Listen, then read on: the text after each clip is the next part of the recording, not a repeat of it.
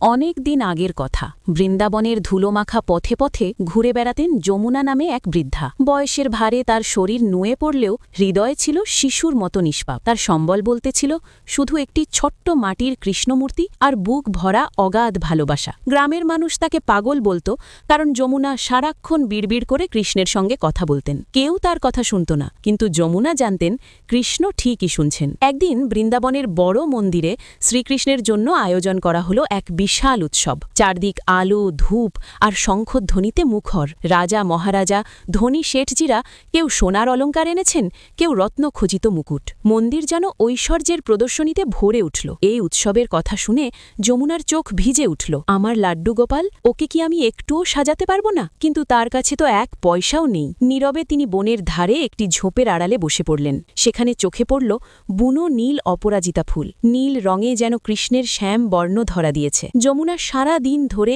একটি একটি করে সবচেয়ে সুন্দর ফুলগুলো তুললেন। তার ইচ্ছা, এই ফুল দিয়ে কৃষ্ণের জন্য একটি নীল মুকুট বানাবেন। ফুলগুলো নরম, আকার দিতে গেলেই ভেঙে যায়। তখন তিনি নিজের একমাত্র ছেঁড়া সুতির শাড়ি থেকে কয়েকটি সুতো খুলে নিলেন।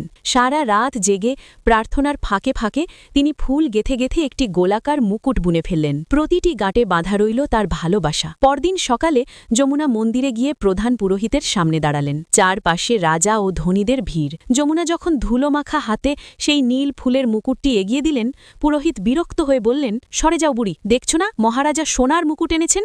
তোমার এই নোংরা ফুল এখানে চড়বে না। যমুনার চোখ বেয়ে জল গড়িয়ে পড়ল। তিনি মন্দিরের বাইরে এক কোণে বসে পড়লেন। নিজের বানানো মুকুটটির দিকে তাকিয়ে কাঁপা কণ্ঠে বললেন, প্রভু, আমি তো অধম, আমার দেওয়া উপহার কি তোমার যোগ্য? ঠিক সেই সময়ে মন্দিরের ভেতরে অদ্ভুত কাণ্ড ঘটতে লাগল। মহারাজার রত্নখচিত সোনার মুকুটটি কৃষ্ণের মাথায় পরাতে গেলেন কারিগররা, কিন্তু যতবারই পরানো হয় ততবারই তা আলগা হয়ে পড়ে যাচ্ছে। সবাই লক্ষ্য করল বিগ্রহের বাঁ দিকের মাথাটি যেন সামান্য হেলে গেছে। মন্দিরে নীরবতা নেমে এলো। পুরোহিত ভয় পেয়ে গভীর ধ্যানে বসলেন। ধ্যানের মধ্যেই তার অন্তর্দৃষ্টিতে ভেসে উঠল শ্যাম সুন্দর কৃষ্ণের কণ্ঠস্বর। সোনার ভারে আমার মাথা ব্যথা করছে।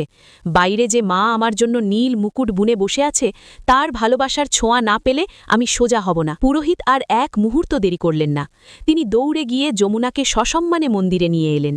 যমুনা থর থর হাতে অপরাজিতা ফুলের মুকুটটি কৃষ্ণের মাথায় আলতো করে পরাতেই সোনার মুকুটটি নিজে থেকেই ঠিকভাবে বসে গেল, আর নীল ফুলগুলো মুহূর্তের মধ্যেই এমনভাবে জলজল করতে লাগল যেন নীলামণি আলো ছড়িয়ে দিচ্ছে। কৃষ্ণের ঠোঁটে ফুটে উঠল এক স্বর্গীয় মমতা মাখা হাসি। এই গল্প আমাদের শেখায়, ভগবান সোনা বা রত্ন চান না, তিনি চান ভক্তের নিঃস্ব কিন্তু নিখাদ ভালোবাসা। যেখানে আন্তরিকতা আছে সেখানেই ঈশ্বর স্বয়ং প্রকাশিত হন। জয় শ্রীকৃষ্ণ।